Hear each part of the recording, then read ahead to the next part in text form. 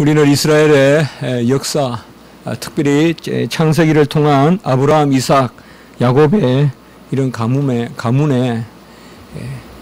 400년 혹은 430년 동안 이렇게 애굽에 종살이한 그런 때가 있었다는 것을 기억해야 합니다. 하나님의 백성이 이렇게 오랜 기간 동안 거의 묻혀 살다시피 한 것입니다. 하나님은 항상 살아계셔서 언제든 역사하시면 분초를 다투어 역사하실 것 같지만은 또 성경 말씀에 보면 이렇게 상세한 그런 기사가 있는 반면에 또 전혀 시간에 어떤 일이 있었는지 우리가 알 수도 없을 만큼 기사가 나타나지 않는 그런 때도 있습니다. 사실은 성경 기록에서 우리가 많은 것을 느끼는 것은 성경이 보는 관점은 다르다는 거예요. 사람이 보는 관점과. 특별히 일전에 제가 한번 설교도 했지만 북이스라엘의 사마리아 성은 상당히 번영한 도읍이었습니다. 그 당시에 북이스라엘에. 이 여로보암이 대단한 사람이에요. 여로보암이 보통 사람이 아니에요. 아주 뛰어난 사람이고, 그래서 선망의 대상이 되고, 제가 그런 이야기 들어봤어요. 다윗보다 더 똑똑하다라는 말까지 했을 정도라고 합니다. 그렇게 내려온답니다. 여로보암이. 그래서 그 여로보암이 물론 세운 것은 아니지만은 그 시므리 오므리 이제 그런 왕조를 통하여서 사마리아 성 이쪽에 이제 그 번영한단 말이에요. 그것도 교통의 요지가 되고 하니까. 그러나 성경은 그 도시에 관심을 안 갖습니다. 그 도시에 관심을 안 가져요. 뭐 오늘날로 말하면 서울을 하나님은 관심을 가질 것 같아도 서울이 아니라 어디 저 옛단 어떤 시골 이런 데를 또 오히려 중심지로 삼을 수도 있고, 하여튼 우리가 성경을 보면 여러 그냥 그 관점이 있습니다. 어쨌든 우리가 지금 성경 기사 전체를 통틀어서 하나의 사건, 우리가 혹은 내러티브라고도 하는데요. 이렇게 상세하게 되어지는 일들을 정말 기록하는 경우는 많지 않습니다. 오히려 어떻게 보면 가장 여기에 잘 기록되어 있고, 우리가 시편에도 보면 105편에 보면 또 요셉의 이야기가 상세하게 나오죠. 시편 105편에 보면 특별히 거기에 보면 요셉이 착고에 매이고 아주 리얼하게 표현을 해놨습니다. 종살이를 하고 그러면서 말씀으로 단련을 받았다 이렇게 나와 있습니다. 말씀으로 요셉이 단련을 받았다. 성경에 그렇게 시편 105편에 17절이나 이런데 이렇게 기록되어 있는 모습을 볼 수가 있습니다. 이스라엘 백성이 이제 하나님의 큰 섭리를 쫓아 고센으로 이주하는 그런 이야기가 이제 오늘 결정적으로 이제 등장을 합니다. 고센 땅이 곧 애굽의 좋은 땅이다. 18절과 10절에 보면 그렇게 나타나 있습니다. 애굽 제가 카이로에서 공항에 내려서 고센 땅에 가봤습니다. 그 가는 과정에는 벌써 박토고 항무지고 그렇더라고요. 그런데 고센 땅에 가보니까 정말 입이 벌어지더라고요. 가장 저에게 인상 깊었던 것은 상당히 잎사귀가 크다는 거예요. 물론 열대나 아열대의 식물들이 잎사귀가 크지만은 제 눈에는 되게 키가 크다는 거, 잎사귀가 크다는 거, 그런 인상을 많이 받았습니다. 식물도 보면 쫙 엎드려 있는 그런 식물이 있고, 저 스코틀랜드의 저 북쪽에 가보면 전부 관목에 작게 나무들이 엎드려 있거든요. 그런데 여기 고센 땅에는 제가 그때 딱 보니까 나무가 크고, 그리고 아주 그걸 보는 순간 시원합니다.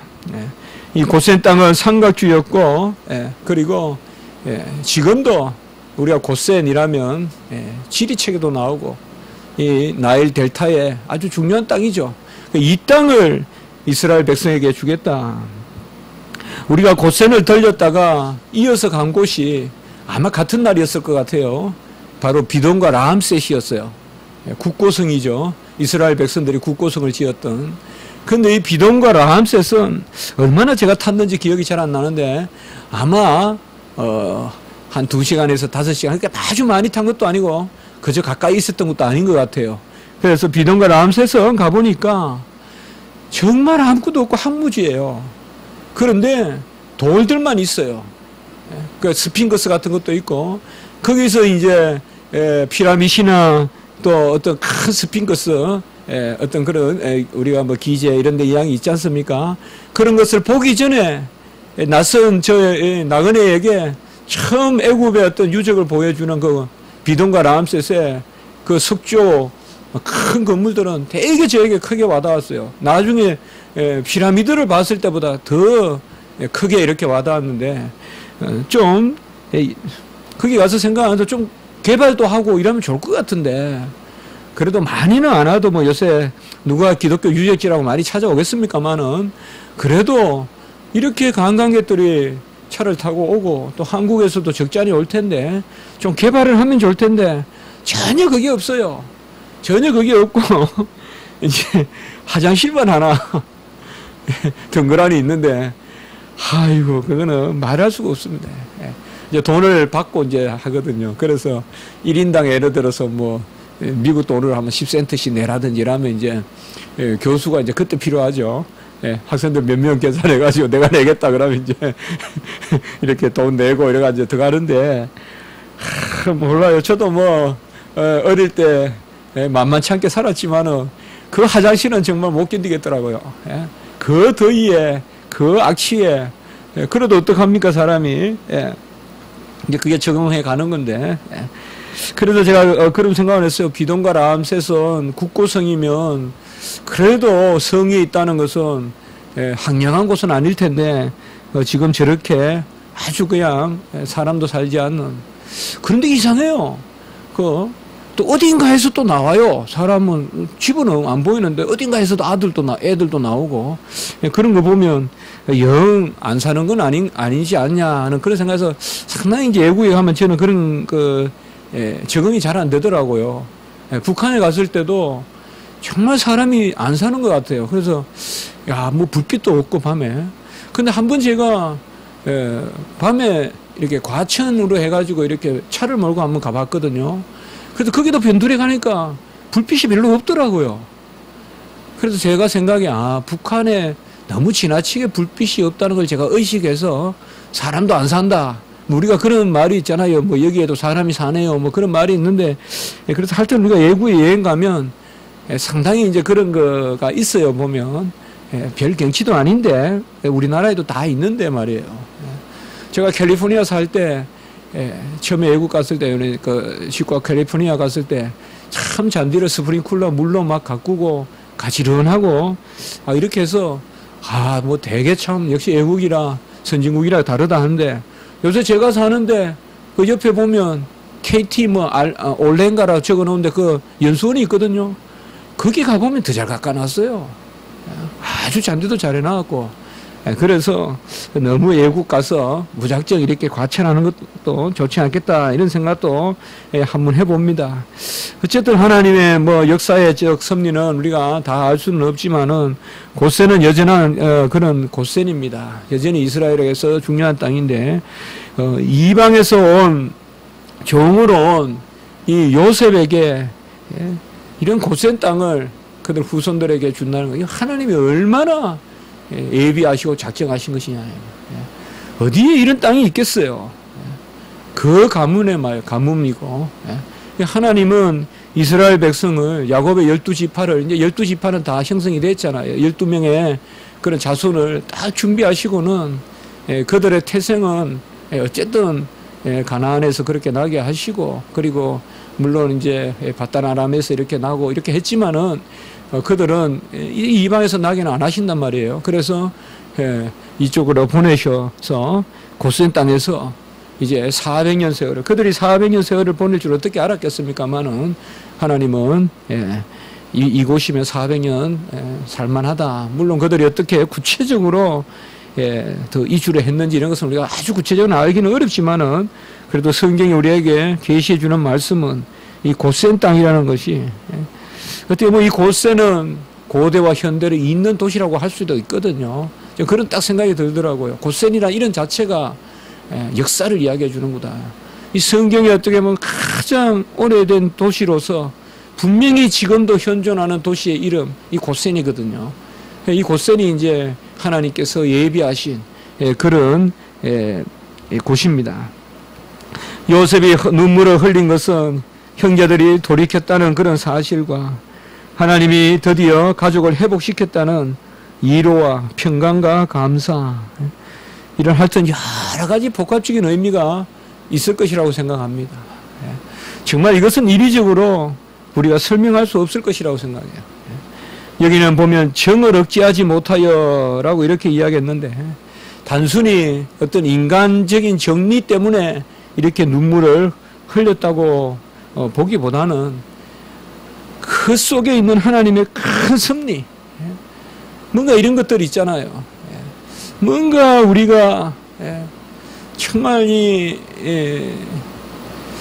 뭔가 이 들컹거리는 수레도 타고 뭔가 하나님 앞에 이렇게 편안하게 안주한다기보다는 뭔가 이렇게 하나님 우리를 모시고 하는 뭔가 이게 막대기나 이런 것을 몰아가시지만은 그러면서도 우리에게 하나님이 섭리를 베푸시는 어떤 그런 위로랄까요? 정말 가장 아픈 후에 우리가 병이 나았을 때 평화를 느끼듯이 어떤 그런 마음이라고 할까요? 어쨌든 이 요셉은 눈물을 흘립니다. 최소한 이 눈물은 통안의 눈물, 어떤 그런 억울한 억눌림의 눈물은 아닐 것이다 라고 우리가 생각해 볼 수가 있습니다. 그도 그의 제일 첫째 마음은 얼마나 억울합니까?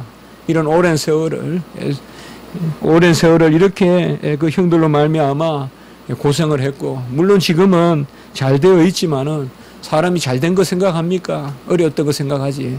그러면 그에게도 보복하는 마음도 있고 그런 마음도 있을 텐데, 전혀 요셉은 어디 봐도 성경에서 한 번이라도 요셉은 형들을 미워했다는 구절이 안 나와요. 뭐 고민했다는 흔적이 없어요. 몸부림쳤다는 그런 흔적이 없어요. 그저 그냥 간단하게 하나님의 섭리로 믿고 형들은 형들의 일은 그 가운데서 풀어가는 이런 모습을 볼 수가 있습니다. 남에게 보복하지 않고 예매하게 고난당하는 것을 하나님의 뜻으로 여기는 이 마음보다 더 아름다운 마음이 어디 있겠습니까? 남에게 고난당하면서도 이게 하나님의 뜻이다라고 한다면 얼마나 우리가 고급스럽겠습니까? 얼마나 어느 모임에서 고급스럽겠습니까? 고난당하고 애매하게 핍박당해도 그걸 즉시 하나님의 뜻으로 알고 그 가운데서 모든 것을 바라본다면, 어떻게 보면 예수님도 고난당하셔서 우리의 구원을 이루셨다는 것을 생각하면 우리의 구원의 ABC가, 우리 구원의 논리가 애매한 고난이라고 생각한다면 우리는 애매한 고난의 달인들이 돼야 되는데, 그야말로 요새 달인 이야기 많이 하는데 기독교인은 그야말로 애매한 고난을 당하는 달인들이 돼야 되는데, 그게 우리 주님이 하신 일이고 우리 스승이 하신 일이고 우리의 구세주가 하신 일인데, 우리는 이 부분에 대해서는 여전히 익숙하지 않은 모습을 우리가 볼 수 있지 않냐라고 이렇게 생각합니다. 그러나 영 하나님이 우리를 그저 보복하는 심령만을 주신 것은 아니라고 생각합니다. 하나님이 우리에게 어려움을 주시고 대적을 붙일 때는 분명히 회복에 아주 그런 평강과 달콤한 시간이 있습니다. 우리는 그걸 믿는 것입니다. 정말 지금 내 심령은 찢어지고 정말 아주 그냥 저미는 칼로 아주 밝아지는 것 같아도, 싹싹 그냥 벗겨지는 것 같아도 그래도 그 너머에 평강이 있다 이 말이에요. 그렇게 원사이드하게 수렁으로만 내모는 것 같아도 도무지 하나님의 은혜로 내가 미칠 것 없고 하나님은 그저 나를 세우기만 하시는 그런 고난이 있더라 이 말이에요. 바로 하나님이 우리에게 주신 것은 그런 것입니다. 정말 하나님이 평범하게 우리를 이끄신다면 어느 정도 타협하면서 그때그때 기분 맞춰주시면서 몰고 가시겠지만은, 우리를 하나님의 백성답게 쓰시려고 한다면 뭔가 비범한 방법을 쓰셔야 되는데, 이 비범한 방법이 바로 애매한 고난이다. 왜요? 세상은 이해하지 못하니까요. 세상의 논리로는 맞지 않으니까요. 요셉이 정을 억제하지 못했다는 부분을 보면 꼭 그 사람의 담대함이 기질만은 아닌 것 같습니다. 저는 기질이나 뭐 이런 말은 좀 싫어합니다. 제가 심리학 책을 좀 읽어봤던 기억이 있어요. 한때 심리학 책을 많이 읽었었습니다. 그래서 저는 심리학적 그 결정론을 아주 싫어합니다. 아주 싫어해요. 그것은 정말 비기독교적이다. 저는 칼 막스보다 더 비기독교적인 것은 바로 지금은 프로이트다. 저는 19세기 말에서 20세기의 그 심리적 경향이 유물론보다 더 탈기독교를 가져왔다고 저는 봅니다. 이 심리적 결정론 때문에 사람들은 거기에 매여서 이러니 이러하고 이러니 이러하니 이러니까 하나님의 은혜가 다 없어지는 거죠. 저는 기질이라 이런 말은 사실은 기독교인들에게는 조금 맞지 않는 거 아니냐. 철저히 기질을 뛰어넘는 게 기독교인이다. 뭐 어떤 혈액형이나 뭐 기질이나 이런 것들은 우리가 어떻게 보면 주어진 조건일 수 있지만 그건 어쨌든 육체 아닙니까? 뭐 기질에 따라서 하는, 저도 신학교 다닐 때 그런 책도 읽은 적이 있고 한데요. 요셉의 기질은 뭘까요? 굳이 기질로 말한다면 요셉은 상당히, 프로이트가 요셉을 본다면 상당히 불안한 심령이에요. 요셉 같은 사람은. 눈물도 있으면서 감옥에서도 견뎌내는 이런 것을 어떻게 보면 다혈질이라고도 해요. 여러분들. 다혈질은 그저 성잘 낸다고 다혈질이 아니라 상당히 심리적 기상도가 왔다 갔다 하는 사람들, 이 사람들인데 요셉은 그런 사람일 수 있어요. 눈물이 많고, 칼빈의 주석에 보니까 스토아 학파들이 말하는 절제심은 항상 최고의 덕은 아니다, 이렇게 이야기해 놨더라고요, 칼빈이. 요셉이 지금 눈물을 막 흘렸다는 거, 이런 걸 가지고 너무 비난하지 말라는 거예요. 뭐 사람이 이렇게 참을성이 없고, 어떻게 보면 동양의 군자 사상으로는 어떤 경우든 이렇게 눈물을 흘리는 것은 좀 안 좋잖아요. 뭐 간호는 수술을 하면서도 뭐 바둑을 떴다든가 뭐 그렇게 했다는데, 요셉은 여기에서 눈물을 흘리면서 이렇게 하잖아요. 우리가 성경 인물이 보면요, 기질로 된 사람이 없는 것 같아요. 요셉은 제가 보면 말죄예요. 요셉은 사실 말죄란 말이에요. 베냐민이 있지만은 요셉은 막내로 컸단 말이에요. 막내로 기여움 받았고, 그러면 요셉의 마음은 상당히 연약하다고 볼 수 있어요. 막 야생적이지 않아요. 이런 요셉이 어떻게 그 감옥 생활을 했을까요? 참 이런 것들이 우리는 하나님의 은혜가 아니면, 사실 우리가 가냘프고 또 피부도 하얗고 이런 사람 보면, 야, 저 사람이 어떻게 좀 거칠고 그런 또 품모가 보이면, 야, 뭔가 할 것 같다 그러지만은 그건 또 아니란 말이에요. 하나님의 일은. 다윗은 어떻습니까? 모르겠습니다. 이제 분명히 뭐 심리학 이런 거 가지고 기독교를 좀 접근해 보는 분은 다윗이나 이런 인물을 한번 분석해 보겠지만은, 다윗도 보면 시편이나 이런 데 보세요. 얼마나 여성적입니까? 여성적이에요, 다윗이. 시편이나 이런 데 보면. 그리고 율법이나 이런 거 노래한 거 보면, 그는 그때 보면 간혹 보면 아주 여성적 그런 어떤 섬세함이 있단 말이에요. 그래서 비파와 수금을 켜고, 그러나 다윗이 또 가단성 있게 정복하는 것, 또 이런 거 처세하는 것, 막 침을 흘리면서 이런 것은 정말, 그런 것은 남자들의 어떤 깨거든요. 여자들은 그런 거 못해요. 어디서 침 흘리고 이러면서 모면하고 이런 거 잘 못해요, 여자들은. 그래서 남자들이 하는 또 그런 부분이 있어요. 이제 그렇게 보면 다윗도 우리가 보면 기질로 파악이 안 됩니다.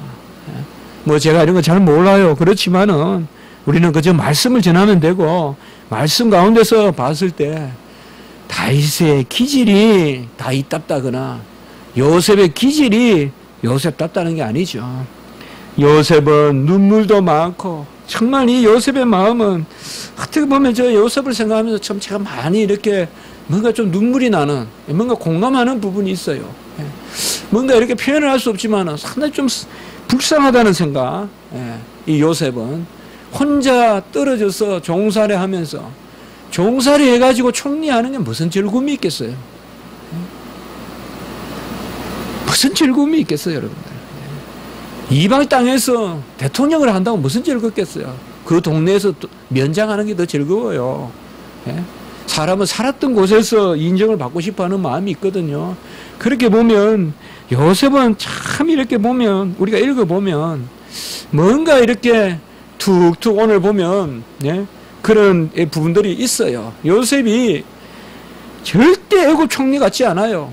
언어를 보면 여전히 가나안의 야곱의 아들이에요. 말하는 거 하나를 봐도 그런 것을 우리가 볼 수가 있습니다. 요셉의 눈물에는 바로 이런 깊은 우리의 질곡이 있고 의미가 있습니다.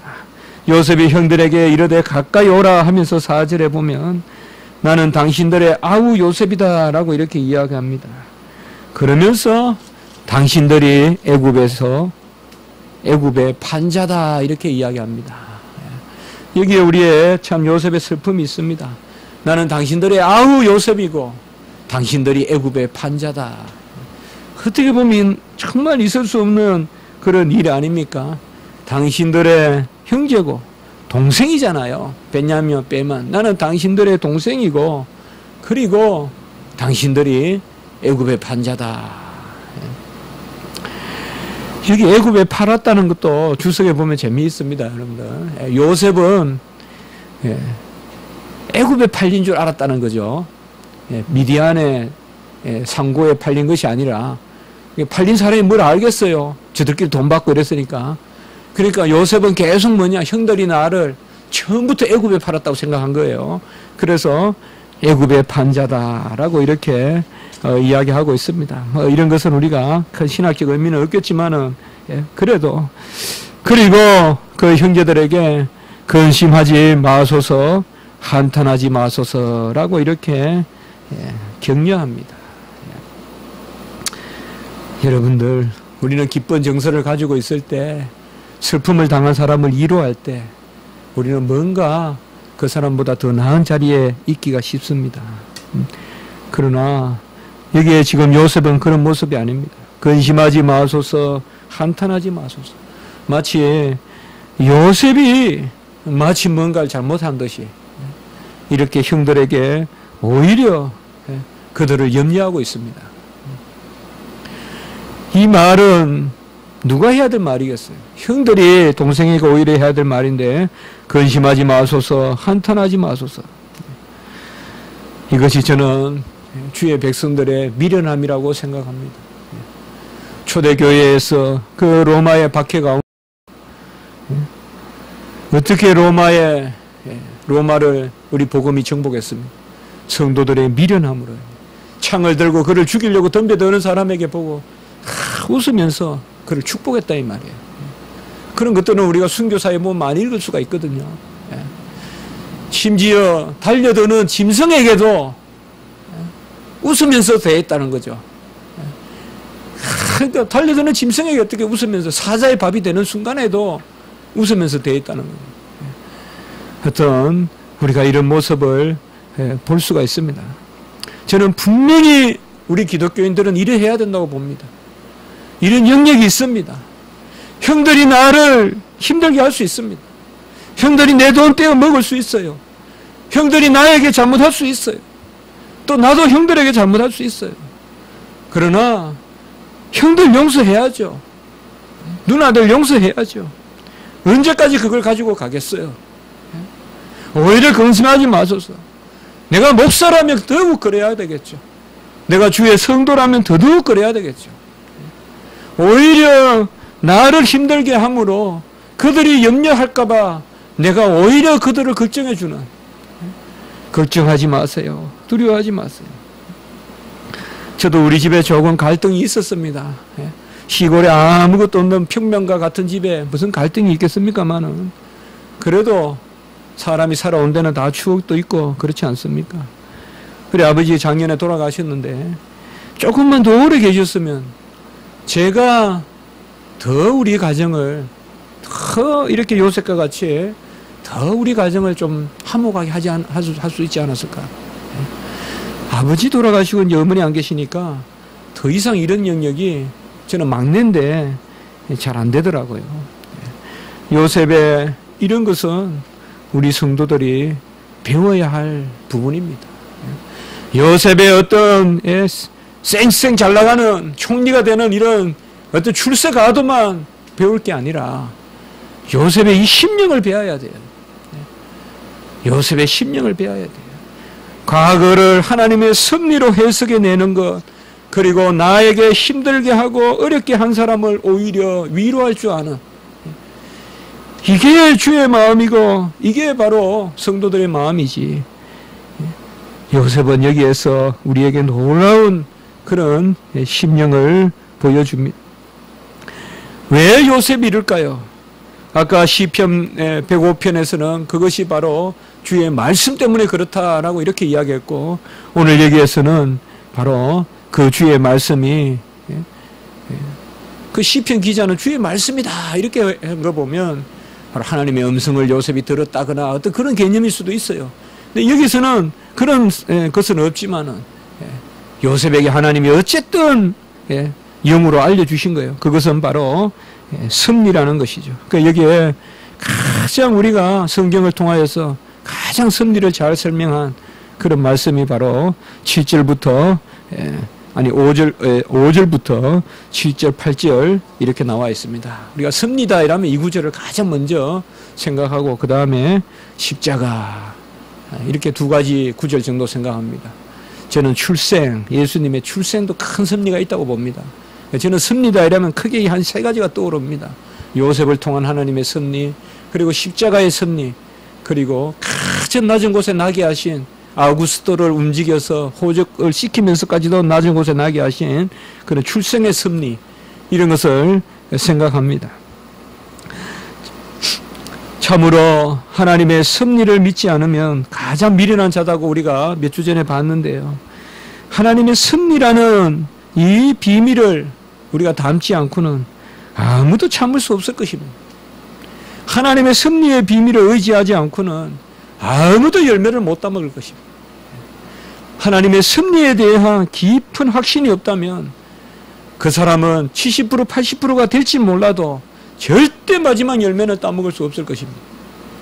우리는 하나님의 섭리를 끝까지 믿어야 됩니다. 어떤 경우든 하나님은 분명히 의인을 높이시고 그의 자녀를 사랑하시고 이끄십니다. 오늘 여기에 보면 5절에 하나님이 생명을 구원하시려고 나를 당신들보다 먼저 보내셨나이다 라고 이렇게 말하고 있습니다. 하나님이 생명을 구원하시려고, 요셉은 철저히 야곱의 후손으로 12지파 중에 한 지파로 이야기하고 있습니다. 여기에 어떤 애굽의 그런 성격이 나타나지 않습니다. 바로 하나님이 생명을 구원하시려고 나를 당신들보다 먼저 보내셨나이다. 여기 생명은 뭐예요? 바로 야곱의 12지파의 생명, 언약 백성의 생명을 구하려고 당신들보다 나를 먼저 보내셨나이다. 그리고 7절에 보면 하나님이 큰 구원으로 당신들의 생명을 보존하고 후손들을 세상에 두시려고 라고 해서 분명히 요셉은 여기에서 하나님의 언약을 믿는 그런 말씀을 합니다. 하나님이 당신들을 보호할 뿐만 아니라 후손을 이곳에 두시려고 나를 먼저 보내셨나이다. 그리고 8절에 보면 나를 이리로 보낸 하나님이, 나를 이리로 보낸 분은 형들이 아니라, 형들 때문에 내가 여기 온 것이 아니라 하나님 아버지시다 라고 이렇게 말씀하고 있습니다. 정말 우리가 하나님의 섭리는 알 수가 없습니다. 하나님 앞에도 원망스러울 때가 있겠죠. 하나님 왜 이렇게 나를 애굽으로 보내십니까? 그러나 정말 우리 인생은 뭐가 의미가 있겠어요? 이런 요셉과 같이 좀 고난을 당하더라도 하나님의 큰 섭리의 장중에 붙들리는 그런 몇몇 가지 일로 우리 인생이 수놓아진다면 그게 우리 인생의 의미가 아니겠어요? 매번 태어나서 죽을 때까지 배우면 배울수록 더 이성적인 철저히 내 계획대로만 살아가는 그런 인생이라면 우리 인생이 무슨 재미가 있고 의미가 있겠어요? 하나님의 승리의 장중에 붙들려서 고생도 하고 감옥에 갈 만도 하면 가고 맞을 만하면 맞기도 하고 훨씬 나보다 못한 사람에게도 짓밟혀보고 그런 가운데서 하나님이 나를 정말 이 세상에 하나님 한 분만이 나를 심중에 살피신다는 것을 우리가 깨달을 때 그런 일이 몇 가지 쌓일 때 이 땅의 삶의 의미가 있지 않을까요? 정말 기막힌 엉덩이와 수렁에서 나를 건져주시는 그 하나님의 역사가 내 삶의 기억으로 남을 때 그게 우리가 이 땅의 삶을 사는 인생의 의미가 아닐까요? 얼마나 행복합니까? 내 이성대로 되는 것은 무한대예요. 내가 하고자 하는 대로만 되면요, 된 것만큼 또 불평을 양산해요. 내가 이렇게 하고 싶은 것을 하고 나면 그것은 좀 더 큰 욕심을 낳기 때문에. 왜요? 내가 시작한 것이기 때문에 또 그 후에 욕심이 있어요. 그러니까 욕심이 잉태한 즉 죄를 낳고 또 정욕을 낳기 때문에 자꾸 우리 인생은 뭐가 되는가 하면요, 자꾸 뭐야 하면 악순환으로 들어가요. 내 뜻대로 되면 악순환으로 들어가는 거예요, 여러분들. 하나님 뜻대로 됐을 때 선순환이 되고, 그때는 뭔가 내가 인생에서 내 주문에 든 거는 많이 없어도, 내가 희망찬란한 그런 고관대실 집에 살지는 못해도 내 마음은 어떤 사람보다 즐겁다 이 말이에요. 우리가 뭘 지향해야 될까요? 내가 하고 싶은 대로 다 되는 것을 지향해야 될까요? 절대 그렇게 하지 않습니다. 하나님.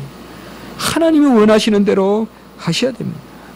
나를 고센에 보내서 바로에게 아버지로 삼으시고 그의 집의 주인으로 삼으시고 애굽 온 땅의 통치자로 삼으시고, 여기서 보면 요셉은 철저히 바로나 애굽이나 그 땅을 하나님의 수중에서 해석합니다. 물론 여기에서 바로의 아버지를 삼았다는 말은 좀 더 다른 의미입니다. 교만한 이야기는 아닙니다. 그러나 분명한 것은 하나님이 나를 바로에게 아버지로 삼으시고 그의 집의 주로 삼으시고 애굽 온 땅의 통치자로 삼으시고, 그렇게 영화가 많고 좋은 옷을 입고 좋은 수레를 타지만은 요셉은 하나님이 저들을 붙이셨다고 생각하는 거예요. 지금 하나님이 저들을 나에게 붙이셨다라고 이렇게 생각하는 것입니다. 이제 말씀을 맺겠습니다. 우리에게도 하나님이 주시는 고센이 있습니다. 어려움을 당하고 내가 수렁에 잠기는 주관적인 고난이 있고, 흉년이라는 객관적인 고난이 있고, 객관적 환경적 고난이 있을 수 있고, 전쟁이 터질 수도 있고, 내일 전쟁이 일어날 수도 있고, 우리 집 앞에 지진이 날 수도 있고, 객관적 어려움이 있을 수도 있고, 내 주관적 어려움이 있을 수 있어요. 내가 감옥에 갇히고 내가 쫓기고. 그러나 하나님은 그의 섭리 가운데 고센 땅을 예비하십니다. 그 고센 땅에서 언약을 이루시는 하나님, 그 하나님이 우리의 하나님이신 줄 믿습니다. 한번 기도드리겠습니다. 하나님 아버지, 요셉의 모습을 통하여 우리의 모습을 바라봅니다. 요셉이 기질이 출중했거나 그가 뛰어난 믿음을 가졌거나 하나님 앞에 큰 헌신을 한 것이 아니라, 하나님이 요셉을 사랑함으로, 하나님이 요셉을 붙드심으로, 요셉이 하나님께 다가간 것이 아니라 하나님이 요셉에게 다가가심으로, 하나님의 큰 승리의 장중에 인도하심으로 요셉이 하나님께 영광을 돌리고, 우리는 요셉이 아버지여 취한 그런 부귀 영화와 그의 지위보다 요셉의 이 믿음을 본받기를 원합니다. 하나님 아버지, 요셉과 같이 우리가 아버지여 믿음을 갖고 수렁에 빠져있던 감옥에 빠져있던 총리가 되어있던 시종 변하지 않는 그런 믿음, 하나님의 백성의 믿음을 가질 수 있도록 저희들 붙들어 주시고, 어렵고 힘들어도 잎이 무성한 고센이 예비되어 있다는 것을 기억하게 하시고, 그 소망 가운데 모든 것을 이겨가는 저희들이 되게 도와주시옵소서. 감사하고 구주 예수 그리스도 이름으로 기도드리옵나이다. 아멘.